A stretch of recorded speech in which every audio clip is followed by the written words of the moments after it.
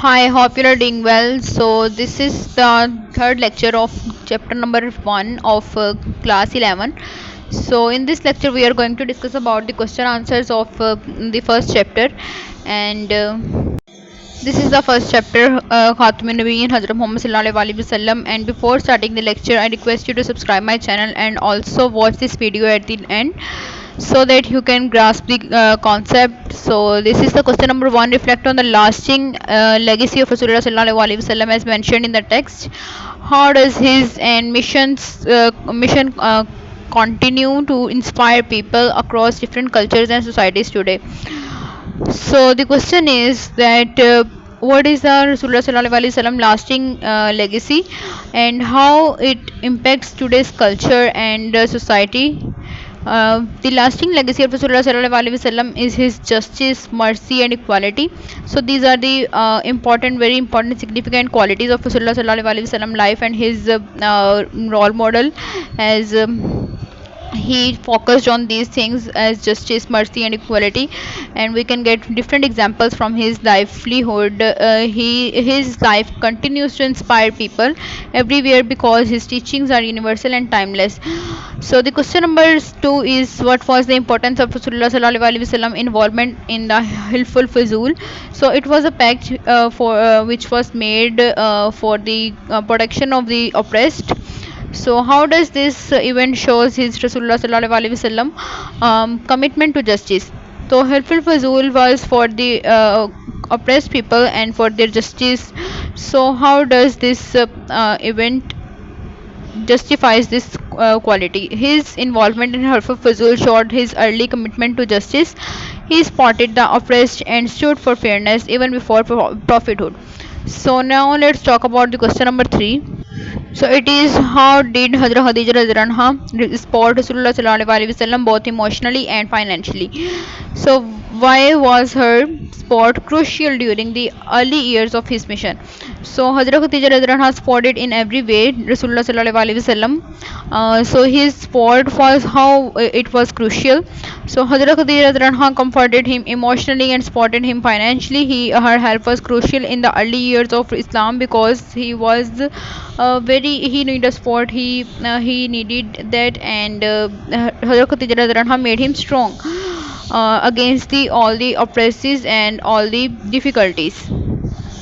So now it's for question number 4. What was the Charter of Medina and how did it create a new system of governance that promoted fairness and equality?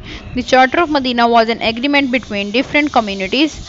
It promoted justice, equality and religious freedom in society. तो जो charter of Medina है वो Medina Munawwara में जब इस्लामी रियासत का क़याम हुआ तो ये जो है आप सल्लल्लाहु अलैहि वसल्लम ने एक मिसाक जो है बनाया था, एक मुआहदे किए थे कि तमाम जो सोसाइटीज़ हैं या मदीना मुनव्वरा है उसमें जस्टिस, इक्वालिटी और रिलीजियस किस तरह कायम रखा जाएगा.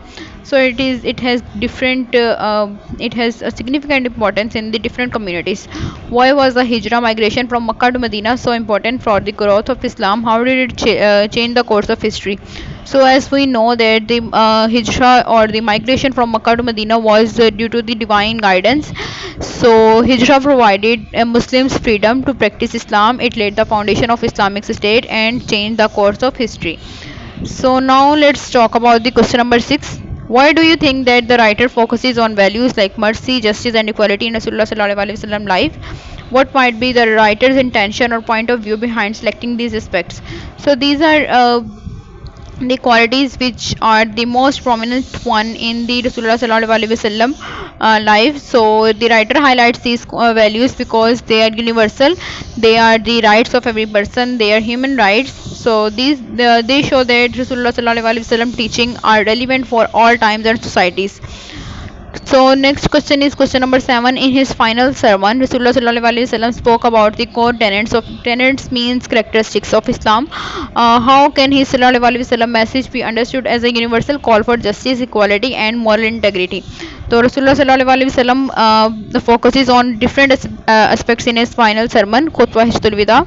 So his final sermon declared all humans equal. It was a universal call for justice, equality and moral integrity. So Rasulullah sallallahu alaihi wasallam focuses on all these aspects in his final sermon because he thinks that all human beings are equal and should be treated equally. So now it's question number 8. Describe the significance of conquest of Makkah. How did Rasulullah sallallahu alaihi wasallam decision to declare general amnesty demonstrate his magnanimity and vision for unified society? So Rasulullah sallallahu alaihi wasallam forgive all those opponents who once tortured him or had tried to oppress him. So Rasulullah sallallahu alaihi wasallam, the conquest of Makkah ended conflict and brought peace. His general amnesty showed mercy and a vision for a unified society. So this thing, the general amnesty thing, shows that Rasulullah sallallahu alaihi wasallam wanted peace and a unified society. So this was the whole lecture. Hope you understand it. And if there will be any question, you can ask me in the comment section. Also, do like this video, share this, and subscribe my channel English Literature so that you can be notified if there would be any new videos. Thank you very much for watching.